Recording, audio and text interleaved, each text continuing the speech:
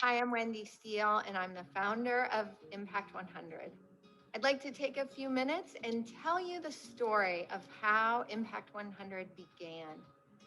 I had relocated to Cincinnati, Ohio. I quickly got involved in the community and I started meeting amazing people. And so as I would get involved in the nonprofits, and then I would call my new girlfriends and say, hey, I am helping out this agency and they really need you. Will you please come join me? What I heard were a lot of barriers. They would tell me things like, Wendy, I travel for my job, so I can't make regular meetings. Or they would say, I'm a stay-at-home mom. I can't really justify paying a babysitter $10 an hour, so I can come and volunteer with you. They had lots of reasons. Probably the most compelling was, I just don't have enough. I don't have enough time. I don't have enough money. I don't have enough to give.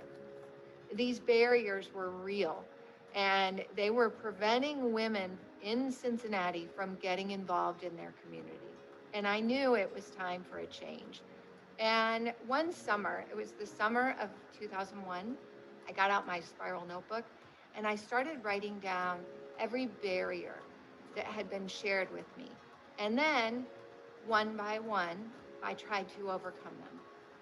When I was finished on that spiral notebook, we had what is now known as the Impact 100 model.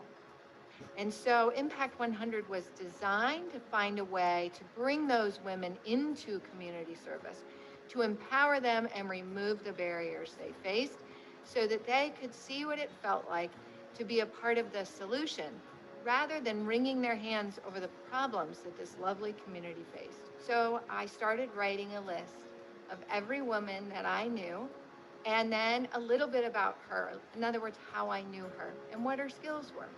And I didn't stop until I reached 100. And then I thought to myself, well, gosh, what if 100 women got together at least and they each donated $1,000 and they pooled it all together? Wouldn't that be something? So the idea was born. If we can bring at least 100 women together to each donate $1,000, pool that money into a minimum grant of $100,000 and give it away in the same year that we collect it, that would be transformational. That would be powerful. And that would begin to really inspire these women. The money would stay local, and these women would be a part of something far bigger than themselves. All right. So that is Wendy Steele, who is the founder of Impact 100, just giving a little overview of what Impact 100 is and how it came to be. So now we'll get into sort of why you are all here today. So our grant guidelines and overview.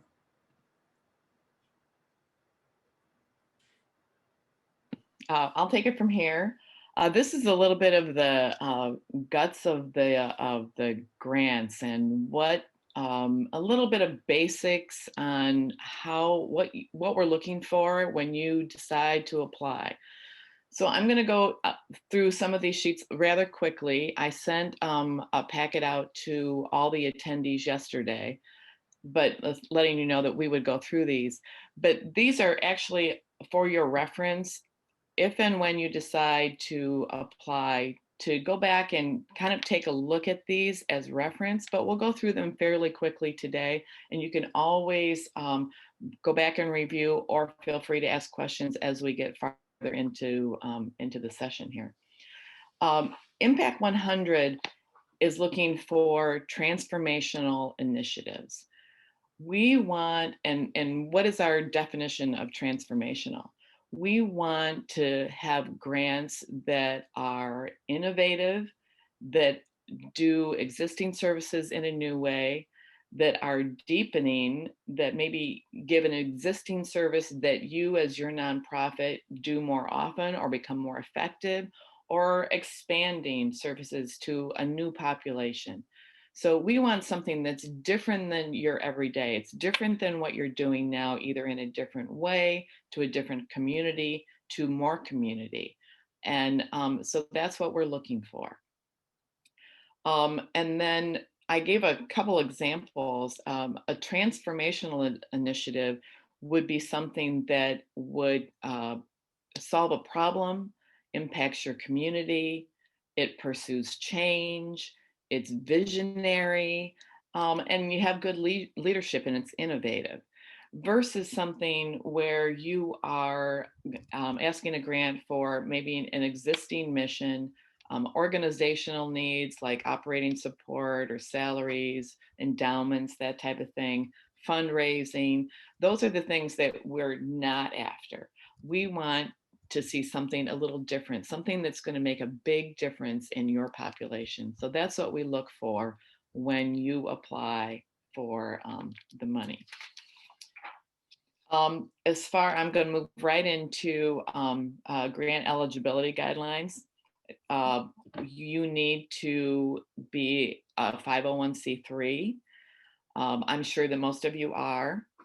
You need to be based in the 5-county area. We cover Antrim, Benzie, Grand Traverse, Kalkaska, and Leelanau counties.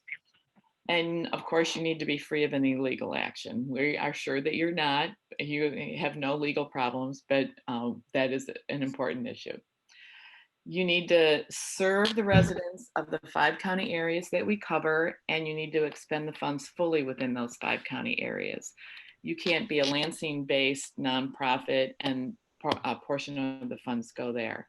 You may have an affiliate that might be headquartered there, but where the funds go, and you have to have some sort of headquarters here in the 5-county area. You need to be a new program, a capital project, or an expansion of an existing program. And we also highly recommend that you collaborate, especially if you are a smaller nonprofit. You may not have the capacity or the efficiencies to maybe write that grant. We've had many grant applications that actually were came in under the umbrella of a bigger organization's 501c3. For an example, Food Rescue is an umbrella, is under the umbrella of Goodwill. Peace Ranch collaborated with Child and Family.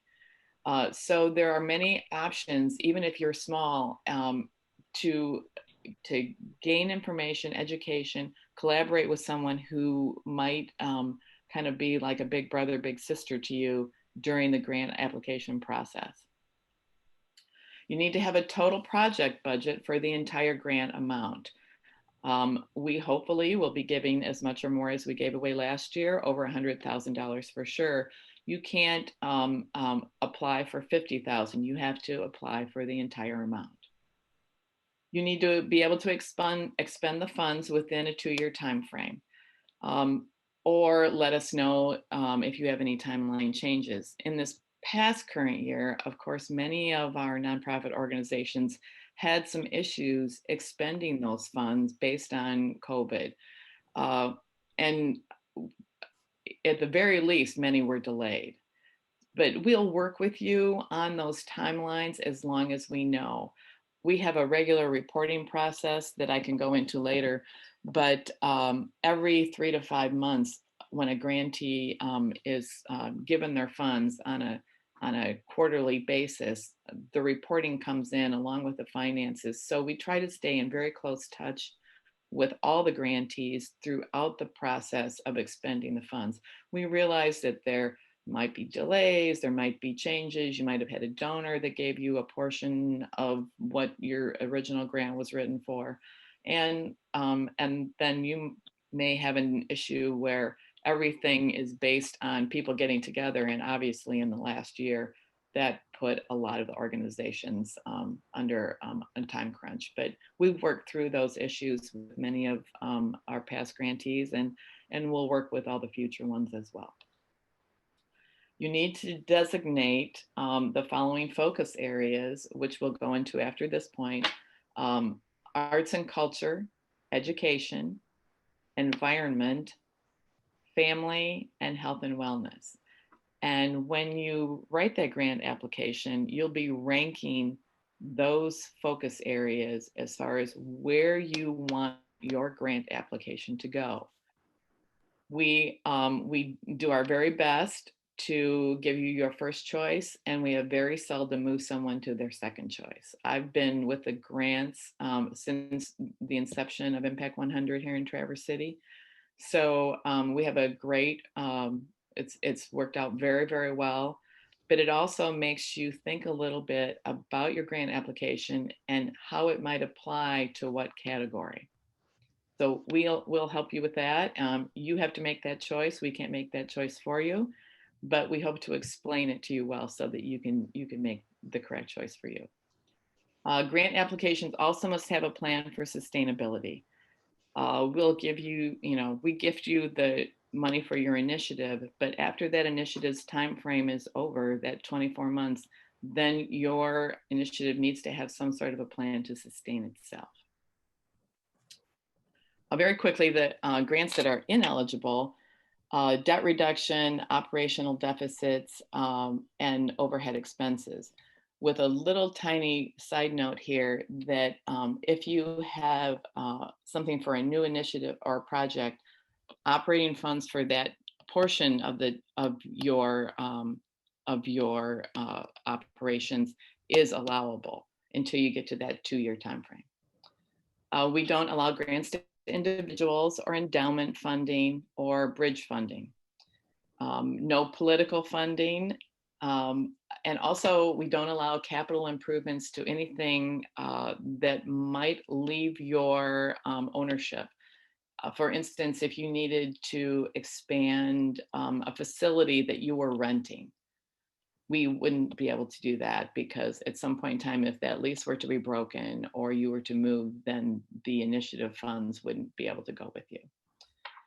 The only other that we have listed here is not for a project for an individual church, religious organization, or body of worship, understanding that we can't have a religious focused, a specific religion focused grant application, but many churches do have community-based focused programs, and those are allowed.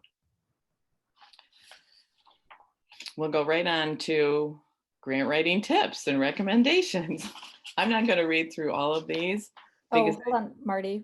Oh, We sure. have to do the 5 focus areas. Oh, okay. Go ahead. Oh, I'm sorry. You're right. Oh, no, that's okay. So the 5 focus areas, Kathy Grinsteiner is going to tell you all about them. Hi, everyone. First of all, I want to apologize for my backdrop. I'm visiting my parents in Arizona and was kicked out of the house at the last minute because I was interfering with their morning news program. So I'm sitting out on the patio freezing at 46 degrees, but it's still okay. It'll be 74 later.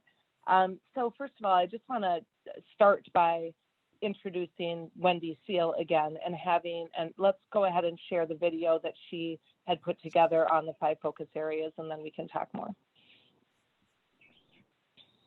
Impact 100 was designed to appeal to the broadest number of women so that there would not be a reason they would decline becoming involved. But at the same time, it was designed to be completely inclusive. There should never be a nonprofit within the geographic region that the particular Impact 100 serves who couldn't apply. So our 5 focus areas are education, environment, health and wellness, family, and culture. Each one was designed to be broadly interpreted. And in the case of our nonprofits in the community, oftentimes a nonprofit might qualify under each one of those 5. So I think that's a really important point, is to think about how every nonprofit should be able to fit under at least one category. And many struggle with which category to identify themselves under because they fit under so many. And we understand that struggle. Go ahead onto the, so you've heard of the 5 focus areas. Let's go to the next slide.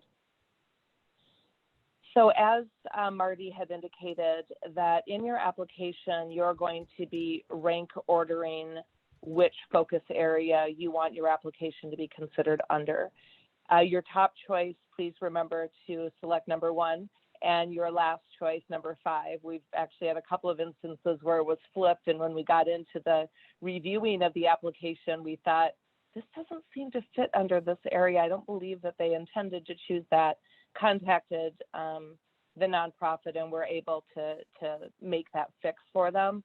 But it did cause us to scramble a little bit. So make sure that number 1 is your top choice and number 5 is your bottom choice. And then the others 2, 3, and 4 would fall in the middle of that. And as Wendy had indicated, your initiative may fit into more than one focus area. So go ahead and indicate your top choice. We do our best, the selection committee does their best to make sure that there is a distribution amongst the 5 focus committees so that we don't have like a really large number in one and a really small number in another. But more than likely, as Marty had indicated, we're always able to move you into your first or your second.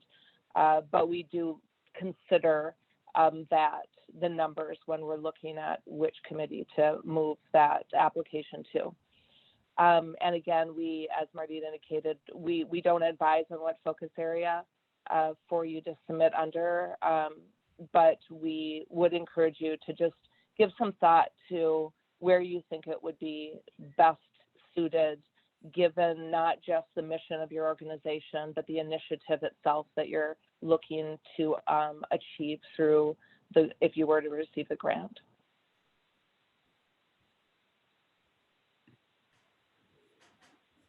All right, so now we're back to Marty for grant writing tips. Okay, a little more, factual information here. When looking through the list of attendees today, I think we have a great cross section. There are many of you that have probably written big grant applications. Some of you may never have written grant applications. I think we have some consultants here. Obviously, you have written grant applications. But what we did is the past head of the grants committee was actually a grant writer, and she put together a set of grant writing tips and recommendations. So, we've used that sheet now for 3 years, and I did send that in the packets to you, and I'll go through just a couple of them, but I'm not going to review the whole sheet. We do highly suggest that you make a common grant application library, someplace where you can have sheets that, list your board of directors, has your mission statement, a lot of your past projects, what are your accomplishments, your membership numbers, your volunteer numbers, things like that you can call on at a moment's notice, and you can pull as you're writing those grant applications. We also suggest that you prepare your application in a Word document because with our submittable grant application vehicle, there are word counts in some of the sections, and we'll get to that later. But we suggest that you do those in a side Word document and then upload a lot of these to the submittable grant application. Always write your executive summary last. That is the culmination of your entire application. And that should be the summary, basically, of everything that your application leads to. Not to mention that executive summary is very, very important because that is what we use to send out to the membership prior to the voting. So if you become a finalist, that executive summary is really your initial launching pad into the voting. Before your presentation, and hopefully everyone can attend the presentation, and we'll see, if we're virtual or if we're live at the end of this year. But that executive summary is something that is given out, and they can read that, and many decisions are made from those executive summaries, so they are ultimately important. Don't use industry jargon and acronyms. I was reading through this list yesterday, and there was a CMD, and I had to actually Google it to find out what it meant. It means Certified Medical Director, and we all do it. We all talk in acronyms that are focused in our own businesses, but don't do that, or at least make sure that you spell out what those mean. in that same effect, make sure that someone who maybe isn't totally embedded in your organization reads your grant application, because you know you are in a nonprofit and you understand everything that goes on in that nonprofit. And the grant writer, hopefully, you either have someone inside your organization or you got someone from outside helping you with that. But you need to have someone read that grant application, because the things that you take for granted in that grant application, an outside eye might not and may not understand. So we can't emphasize that enough. Get someone else to read that when you think it's finished. This is a very, very important point. Do not wait until the last minute. You got basically about 4 weeks to write the grant application once it opens. And that it's a very hard stop. This is an electronic grant application and it stops at 6 p.m. So you don't want to start the upload at 5:59. And we've seen a couple of instances where all of a sudden in the last day or two or the last couple of hours, a couple applications, they either decided not to finish or they didn't upload. And this is a well done grant application, so we really haven't had that many problems. But waiting to the last minute is never, never, never a good idea. And you can go back and finish and tweak it and until the last day or two. But I would highly suggest you start early and finish early too. And I know that's easier said than done. Don't get too salesy or too flowery. Use data when you can. Those are the things that sell your grant. There'll be a time later on in the process where you can have pictures and flyers and things like that. But the grant application needs to put all your information out there, sell your mission, sell your initiative, but we don't need all the the flowery salesy prose. We have grant writers or grant readers that are they're all volunteers. They put a lot of time and effort into making sure that they review your grants with the utmost of care and professionalism, but they are all volunteers and they take their job seriously. So be concise, and then they can do their job the way they need to do it. Budgets. There'll be a time where you have to upload a series of budgets that Tammy and Lori will go over in a little bit, but it's follow the money with any organization. Budgets communicate the priorities of your organization, and it needs to match. The money needs to match what you say. So we want to make sure that you have the capacity for an over $100,000 grant, and that and have a plan for how, if you are awarded, how you're going to roll that out in the timelines that you put forth. There are many other grant writing tips and recommendations that are on this list. I highly suggest you take some extended time and look through them. I think they're all fabulous points, and I've just hit on, about 30% of them. So please, please take the time to read through the rest. Just as a little sidebar, in part of the submittable grant application, it talks about what are your goals, objectives, your outcomes. And so what I did, and this was the sheet that I sent out afterwards, the second sheet that I sent to everyone. These are the definitions to make sure that you understand the difference between what a goal is, what an objective is. And I won't go through everything, but basically a goal is a very broad and general statement. An objective provides more detail and supports your goal. An outcome is how the project will be assessed. So, and then there's an example on the bottom of this page, but you need to understand clearly what those items are and how they apply to your organization and your initiative when you're going through the application. Shall I move on to site visit guidelines, or do you want to interject anything here? No, I think you're doing a great job. Okay. Um, if and when you pass the first couple of stages through the grant application, first, and we'll go through the timeline at the end so you can see it a little bit later. But first, the grant applications go to the focus chairs and members.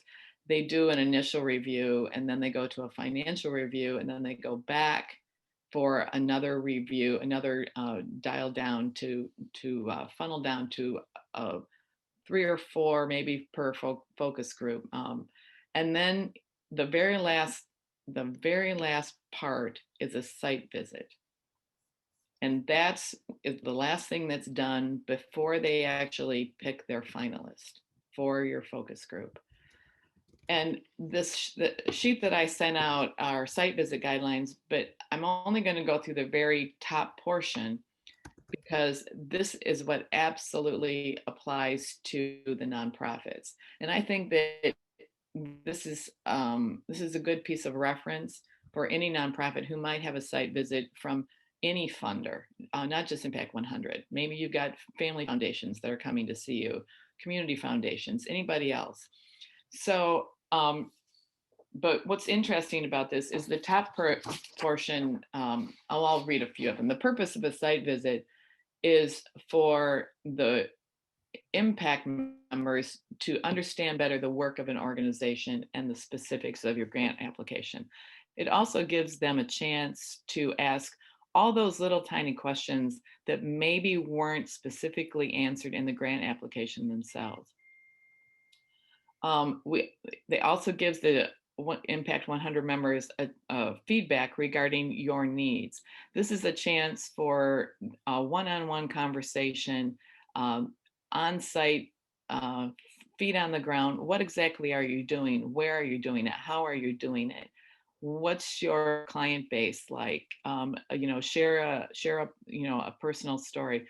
These are and the site visits are the favorite parts of the focus committee members. They love to go out and see what you're doing, how you're doing it, and they come back very, very passionate about your grant application most times. So this is your chance to shine. It's also your chance to share flyers and personal, the personal stories and the good things that you do. It also allows the Impact 100 members a chance to acknowledge and encourage the work that you're doing, because even though we can't grant every application, we are here to support all the nonprofits in the areas that we work with. The rest of the sheet and site visit guidelines are really for the focus group members. We also use this sheet when we have a session for the focus members that will be going out and doing the grant reviewing and the site visit. And the conducting the site visit, the examples of site visit questions, and the discussions are the things that we want the focus groups, the focus members to look at when they come to you. So we're giving you this information to know what they're going to look for. And so I highly suggest that you read the rest of these sheets and look and see what they'll be looking for from you and what they'll talk about before they come to see you and what they'll be talking about after they come to see you. So highly recommend a read. It's a little bit dry, but I think there's some great information in here. Back to you. All right.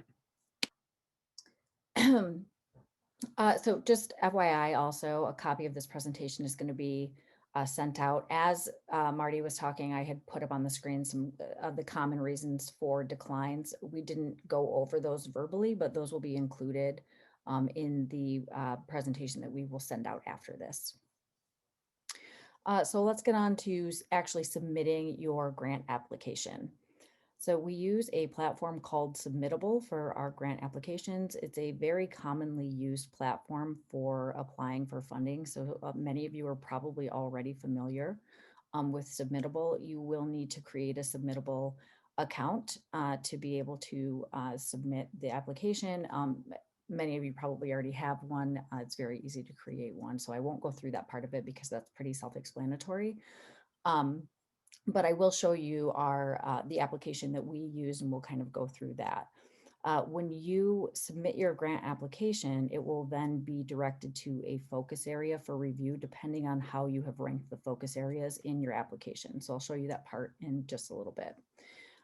Once they go to the focus area committees, those committees will review and score all the applications and decide which ones are going to go on for a more in-depth financial review by our Community Investment Review Committee, which we commonly call CIRC. So just to show you what the grant application looks like. This is our grant application in Submittable. So at the beginning, there is an explanation that tells how many projects we're going to award. That will depend on how many members we have, how much money we're giving away for each grant. The application does open on April 23rd. Someone is asking if you need a new submittable account. No, if you have an existing submittable account, you'll be able to use that to apply for this. So there'll be no need to create a new account. You can use the same one that you used previously. The application deadline will be May 21st by 5:59 p.m. The grant application will close at 6, so don't try to submit at 6. It will be closed and you will be sad. So 5:59. Marty already went through the eligibility guidelines, so I won't go through those again. The award and reporting information is all kind of outlined on the grant. So exactly if you are selected for funding, what the reporting requirements will be and when is all outlined on the grant application. And there's a lot of other information here as well, a reiteration of what our review process is, what the focus area committees are, and then kind of what happens next in the process for our finalists. So we'll get into that a little bit later in the presentation as well. So the actual form looks like this. So this top section is just some general information about your organization. So the name of your organization, what the title of your initiative is, if the project is a program initiative, a capital initiative, or both. Many of you in the nonprofit world, you're already familiar with applying for grants, and you have to designate whether or not it's capital funding. Basically, capital is like a physical something. So you're building a new structure, renovating a new structure. That would be an example of a capital project. A program initiative would be something that's kind of non-tangible, non-capital, non-construction type projects. Your project might be a combination of both. Maybe you are renovating part of your existing physical structure, but also proposing a new program initiative as part of it. In that case, you would select both. This next area is extremely important. So this is the focus area ranking that we keep talking about. And the reason that we keep talking about it is because it is very important.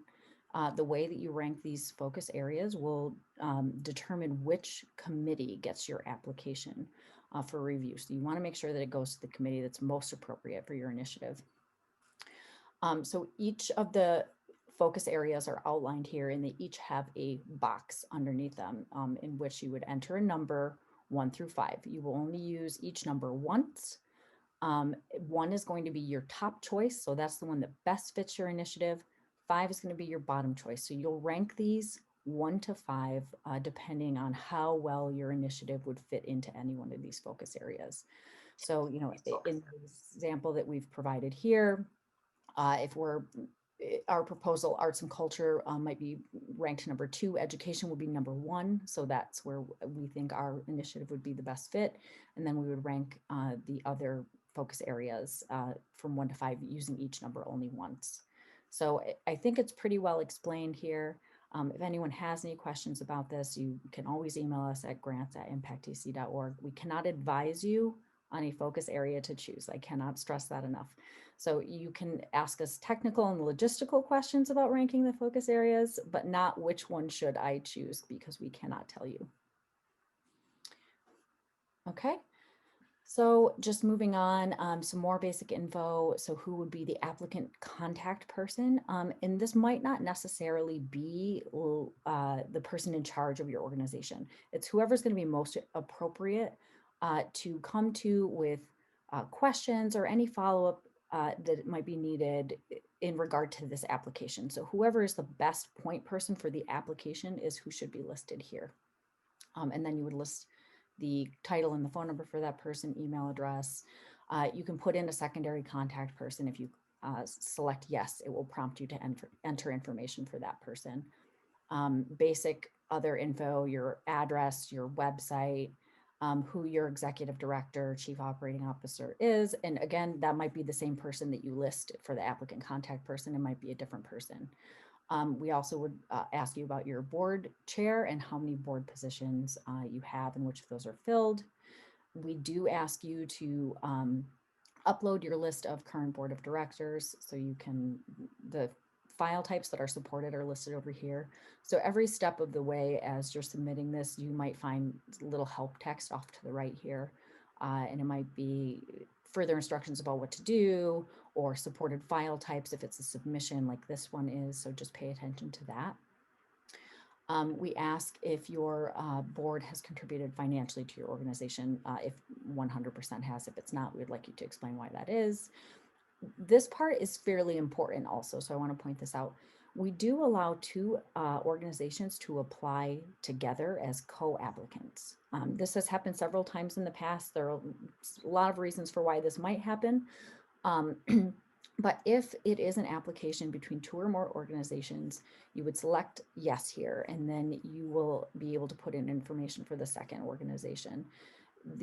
Whichever organization is sort of the primary one is the one who would fill in all of their information at the top here. So if it's going to be like a co-application situation, one of those organizations has to sort of service the primary. So that's the initial information that gets put in. And then if you have a co-application, then you would select yes, and then you'll be prompted to put in information about the second organization. We ask you about your liability coverage, if there's any pending litigation, as Marty addressed in the eligibility guidelines.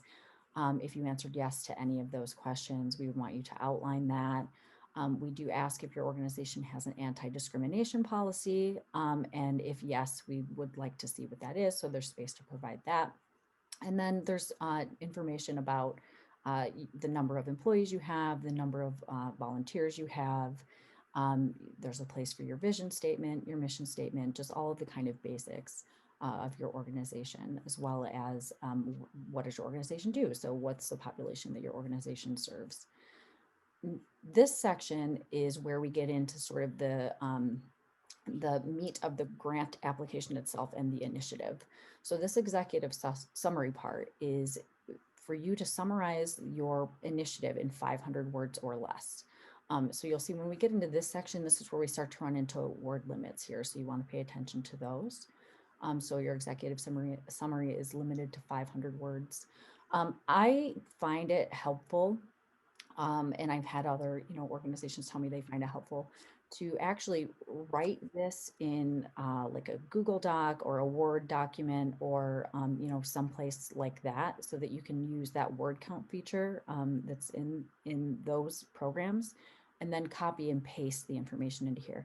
So that does a couple of things. One, it allows you to sort of save it on your own time, and then just load it all in here when you're completely done. And then two, of course, it lets you use that word count, so you can ensure that you're staying within the word limits for each section. So after your executive summary, then you would outline the community that would be served by your initiative and by your organization, and what are the needs of the community that you're serving. There's a section to outline any gaps in services, and this is kind of where you sort of justify your proposal, right? And like why this is needed. So by outlining what the needs are and what the gaps might be, then you're sort of set up for the next section, which is what are you going to do? So what does your initiative do?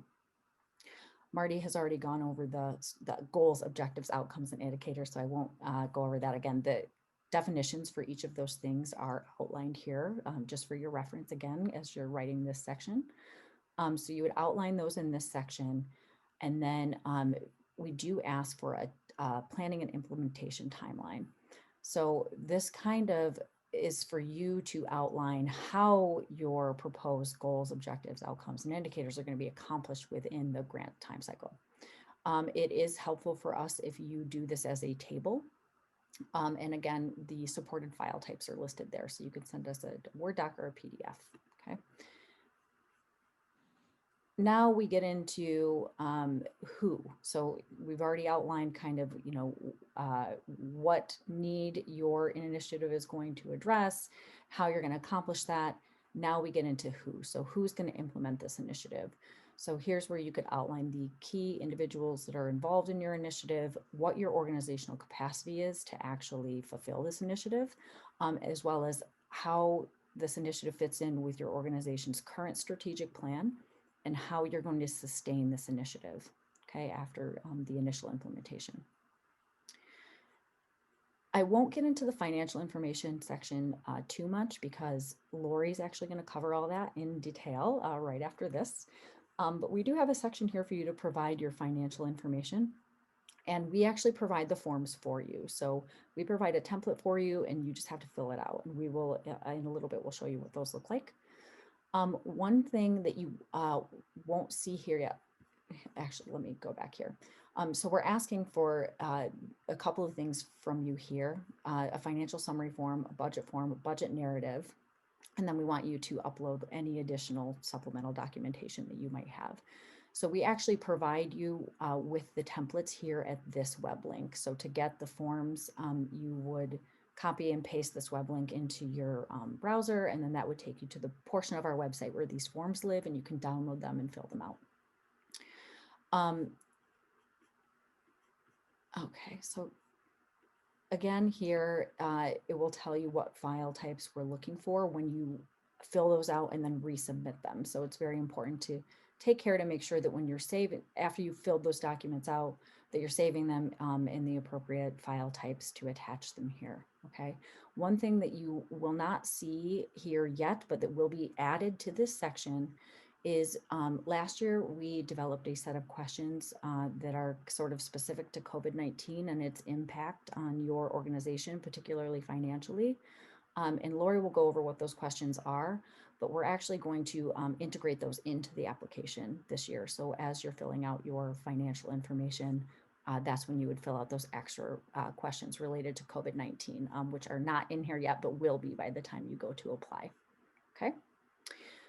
We do ask for a copy of your 501c3 letter, your audited financial statements, which Lori will get into this in much more detail in just a little bit. And then some other basic questions regarding whether or not you're required to file a 990. You might have interim financial statements to upload, as well as your current year operating budget. Now, this section down here, if you are doing a co-application with another organization, you will have to fill out this memorandum of understanding down here at the bottom. So, or agree to apply by this. Excuse me. And so this is something that you only have to worry about if you are co-applying with another organization. If you are not in a co-applicant situation, you don't have to worry about this part. So the instructions for the MOU are all outlined here. And then you would just agree to our terms of use, and then you would submit your application. So it's pretty straightforward. On our website, and also I believe in your packet, is an outline of every piece of information that we're asking for in the application, as well as the word limit in situations where that's applicable. All right, so going back.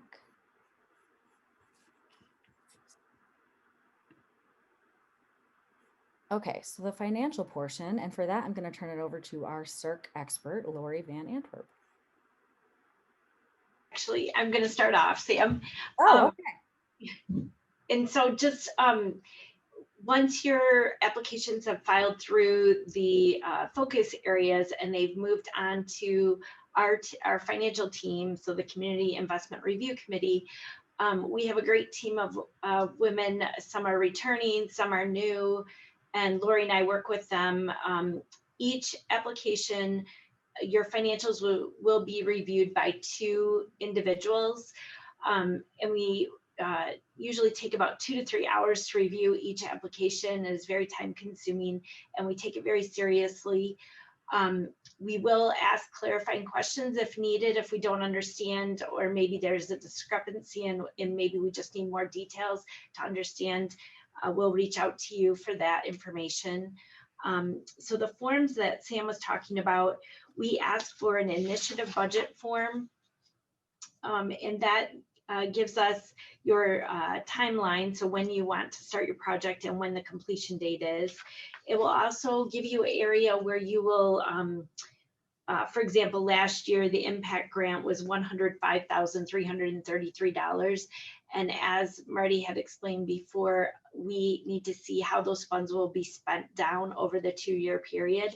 So you'll detail that in your initiative budget form, along with any other grant proceeds you might be getting, or in-kind donations.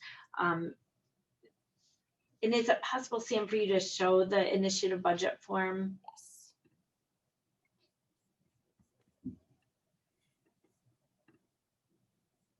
Thank you. So under the different sections, you're able to insert rows if you need that for more categories, expense categories, but it's important just to detail how the impact funds will be dispersed, and along with any other funds that you'll receive. Any other thoughts on that, Lori, that you want to add? No, I think you covered that pretty well. Okay, and also, again, anytime you have any questions, you can always email grants@impacttc.org, and we're happy to follow up with you. All right, Lori. Okay, next I'm going to go over the example financial summary, Sam. So if you don't mind clicking over to that page, thank you. So this is what this financial summary document looks like after it's all filled in. In addition to providing us with your tax returns and your audited statements, having you compile all of this information just simplifies the review process for the CERC reviewer. It allows us to look at trends and see if any specific numbers stand out. So Sam, do you mind moving to the financial summary form? Perfect, okay. So this is a document that you'll be filling out, and the green shaded cells are where you're going to drop in the numbers. We've asked this year, especially because of COVID, that you provide 3 full years of financials. If you have tax returns, if you are required to file a tax return, you could use that information when completing these columns. That would be great, but we know that not every nonprofit has to file a tax return. So if you don't have that, if you could fill it in with audited financials, or if you don't have audited financials, your management prepared numbers. So 3 full years, and then there's a 2020 column. We realize with the timing of this application, maybe tax returns won't be completed for 2020, and some nonprofits have different year ends. So for 2020, if you could fill in your year-to-date numbers or year-end numbers, depending on your year-end, put it in that column. And then in the note section to the far right, just indicate what time frame that financial information covers.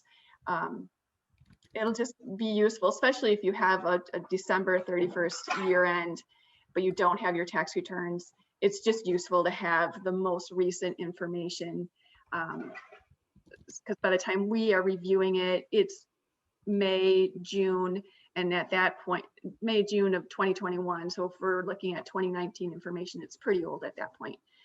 And then this document itself is set up to follow a 990.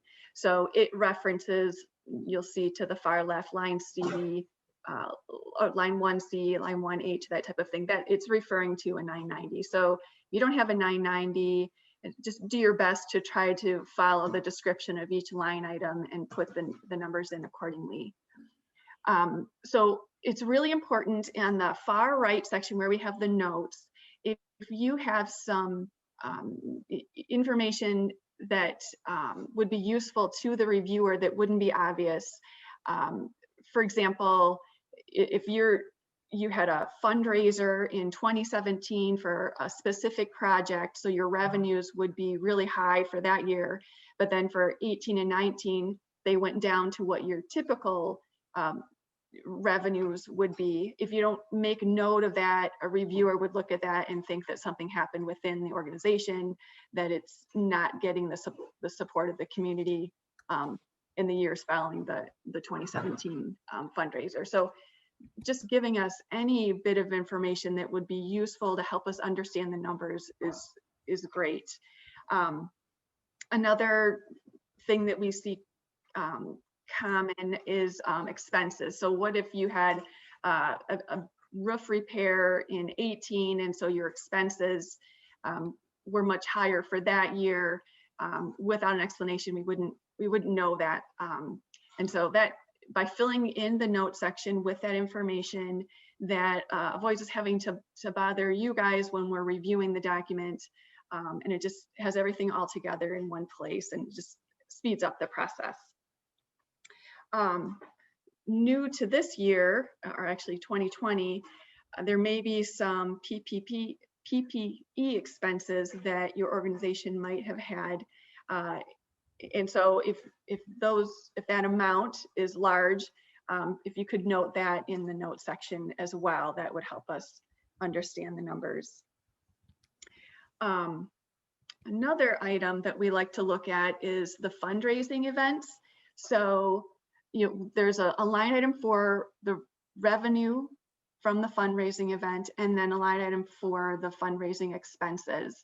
So if you look at those two, and the revenues generated from that event are less than the expenses, there's a section down below in this form where you can explain what the situation is. Sometimes organizations will use a fundraiser as kind of a loss leader, and it just gets their name out in the community, and they don't always expect to have a big return. So if you could just make note of that, or maybe you tried one event and it wasn't as successful as you thought, and so you won't be doing that event in the future. Making note of that will just help us understand the numbers a little better.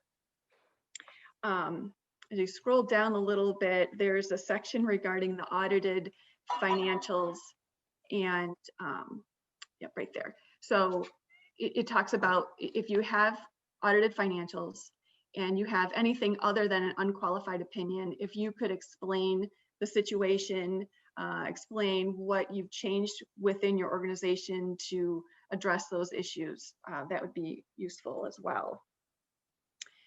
Let's go to the COVID questions next, please. Okay, so we have 3 questions here. This will give you the opportunity to explain how COVID affected your financials.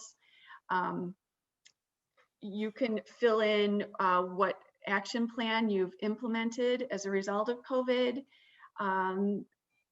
Here's where you also want to talk about any PPP loans that you received. So if you have a PPP loan, if you could comment on where you are in the forgiveness steps.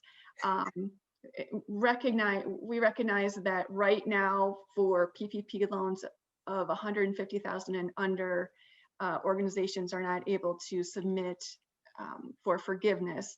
That should be changing here soon, but depending on when that all happens, we understand that there might be some PPP loans still on your financials.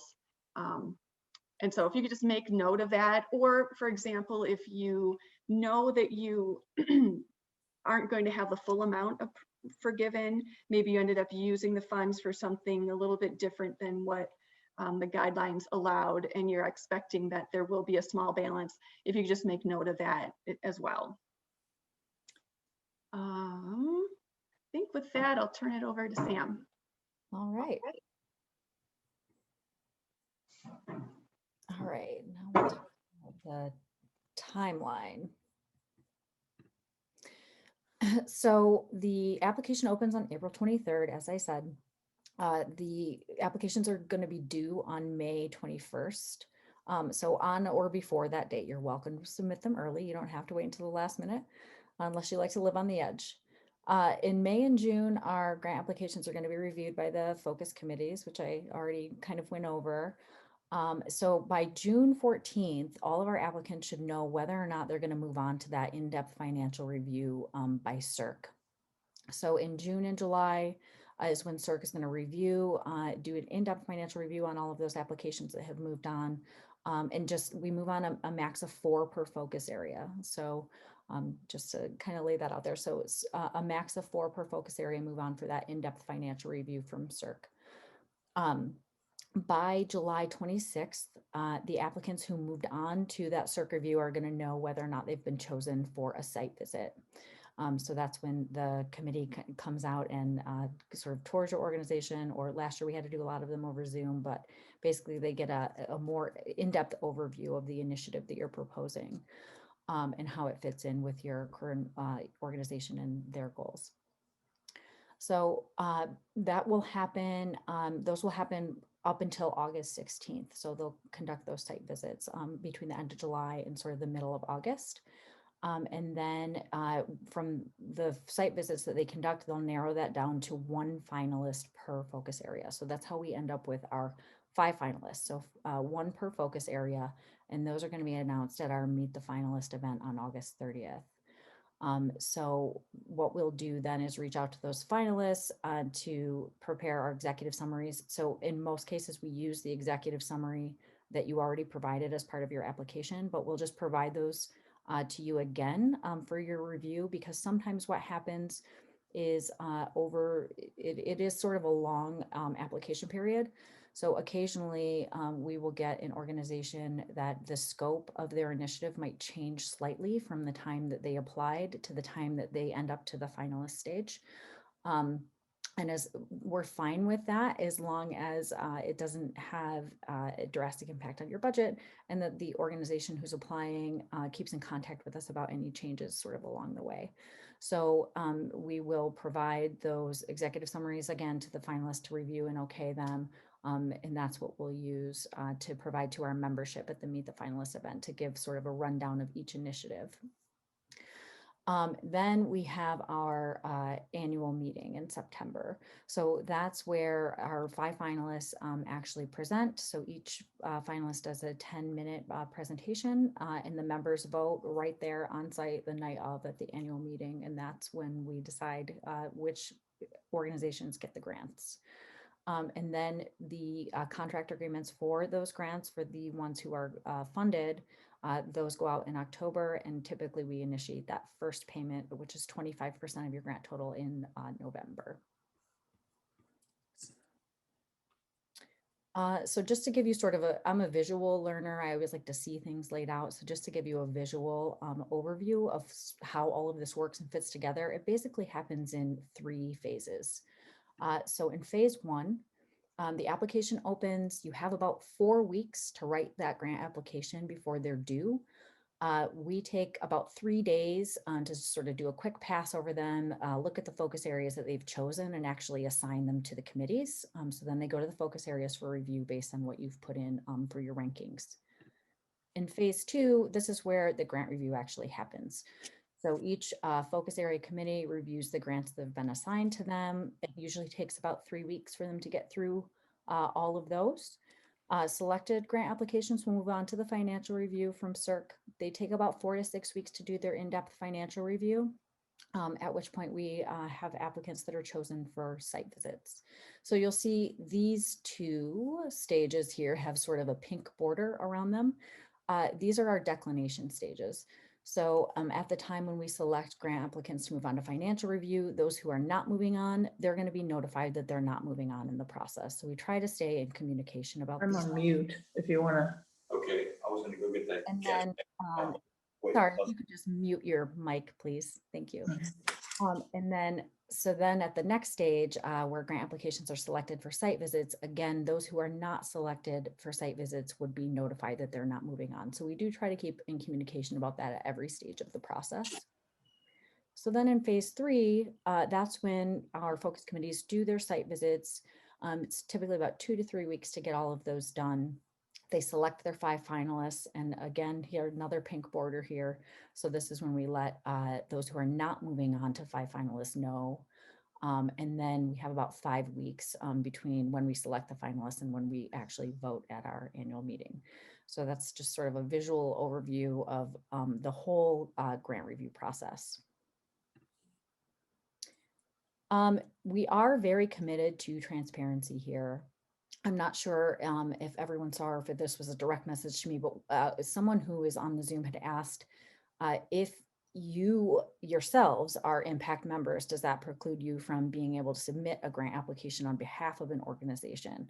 And no, it doesn't, but it would take you out of the running for being one of the members who actually reviews grants. We do take this very seriously. So we actually have a couple of policies in place. We ask all of our members and especially all of our grant review committee members to abide by these policies. So we require the following things. First, we require every grant reviewer to complete a conflict of interest questionnaire and attest that they're going to abide by our conflict of interest policy. Each board member has to attest that they're going to abide by our code of ethics, code of interest policy, and conflict of loyalty guidelines. And any board member or grant reviewer with a conflict of interest must recuse themselves from the review process as it pertains to the conflict. So what we do is once we have all of the applicants for each committee, we send out a questionnaire to every committee member and we say, here are the applicants in your focus area, and we ask them to sort of detail the nature of their relationship, if any, with every organization. So the things that would exclude someone from serving on a grant review committee would be is if they are a board member, an employee, or like an applicant submitter on behalf of one of the organizations in the grant pool for that year. So we do take that very seriously. We also ask members once they know who's applying in their focus areas, if they just feel that they will not be able to be impartial, maybe because they volunteer for one of the organizations and they feel very passionate about that organization and they don't feel that they can be objective, we ask them to recuse themselves in that case also. So this is, you know, the women who are involved in Impact, many of them are involved in a lot of other organizations. You know, we don't ask that our members abstain from being involved in any other organizations. We like that our members are so involved in the community. But with regard to our grant review process and how sort of sacred we hold the integrity of that process, we do have some pretty strict guidelines about that with what we would allow and what we wouldn't. So we take that very, very seriously. Marty, is there anything else that you wanted to add about conflict of interest or loyalty? And also our president, Jody Treach, is also on the Zoom with us. So if she has anything that she would like to add about conflict of interest or conflict of loyalty, or just to say hi to all of us. Sam, I think you covered it at all. I have the two forms in front of me and you hit all the high points. So I think we're good. Jody? I don't have anything to say about the conflict of interest. I think that you did a fantastic job putting together this presentation, and I'd reiterate, you know, we are an all volunteer organization, so I'm just constantly amazed and inspired by the level of professionalism of the women that I get to serve alongside. And then I would remind all of our nonprofit participants on this call, one of my favorite quotes from Wendy Steele is that our organization is only as strong as our members and as transformational as the nonprofits that apply.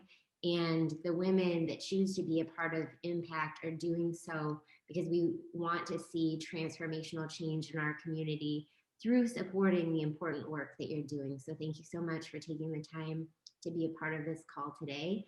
And we look forward to seeing what transformational initiatives you come up with for 2021. And we recently had a challenge grant that challenged our community and our members to get to 214 members by February 14th. And I'm really happy to report that we made the challenge. And so for our mission, that means that we have already secured for 2021 2 transformational grants of $100,000 or more. So really, thank you so much for participating. Awesome. Thanks, Jody. So I want to close. We will have time for Q&A after this, but I just want to show you guys, I've referenced the annual meeting in which the finalists present and we actually vote and award the grants that night. We have a little compilation video from our annual meeting from a couple of years ago that I just want to show you guys. so glad to be here with you tonight. It is our most exciting night of the year, and now tonight, we're lucky enough to get to hear from those five finalists and award our grants. $123,500.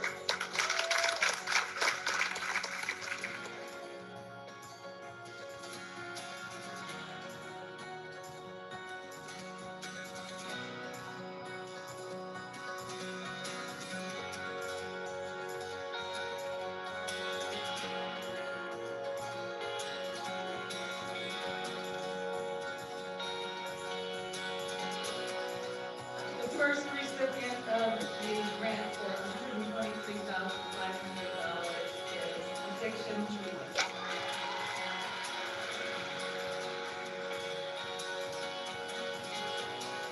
Second recipient of tonight's grant, $123,500 is Communities.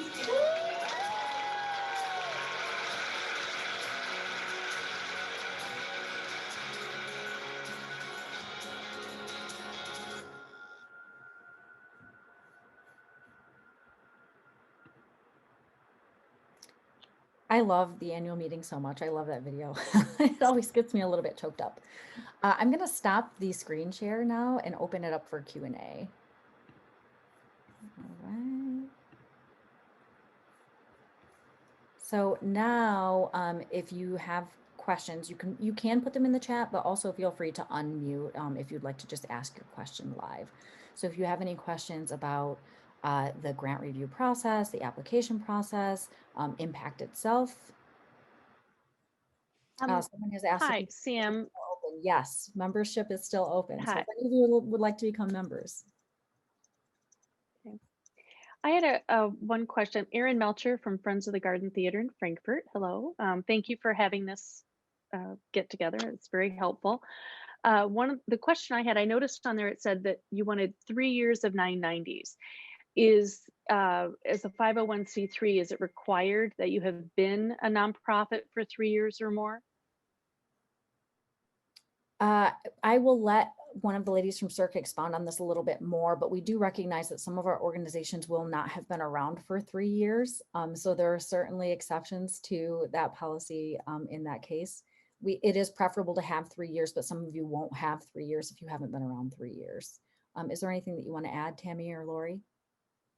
No, I think you covered that pretty well. I apologize. I didn't mention that. That's an important thing. If you have not been in operating for 3 years, that does not preclude you from being able to apply for a grant.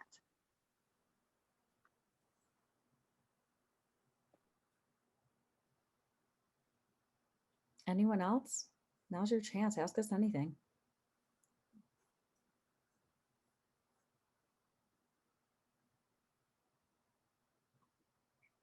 All right, well, if in the future you do think of anything that didn't get covered today, please feel free to email us anytime at grants@impacttc.org. I'll also type that in the chat here for you. There's also a lot of information on our website, and we will, oh, yes. It looks like Joe Hendricks has a question. She has her hand raised. Oh, yeah, Joe.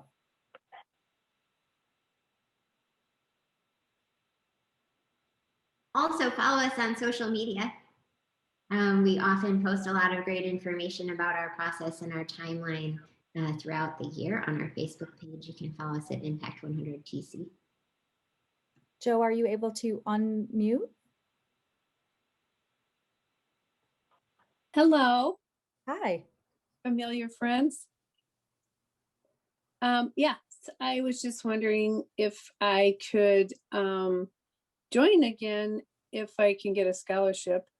And also, because I enjoyed it so much last year, being a part of reviewing grants and getting to know what was in the community and working with everyone. But I'm also going to be resubmitting a grant this year. So is it possible for me to also be somewhat a part of Impact 100? Yes, absolutely. As we mentioned before, you can have submitted a grant on behalf of your organization and still be a member of Impact. The only thing that you wouldn't be able to do is to serve on a grant review committee if you are submitting on behalf of another organization in this year's applicant pool. And if anybody has any questions about that, please feel free to follow up with me after this. You can reach me at that grants email. Thank you so much. It's a And great presentation. Joe just raised an excellent point. So not only is membership open until April 1st, and more members means even greater impact, we also, because we made that challenge, have $20,000 an anonymous donor contributed to our Sharing the Love Fund so that we can support other women in joining us in this process. So if you do know someone that's interested in being a member but perhaps can't afford the membership contribution, please direct them to our website. The application process for that is still open. All right. Last call for questions. All right. Well, thank you very much for being here. We did record this. I'll clean up the recording a little bit and we will send this out along with the slides after this presentation.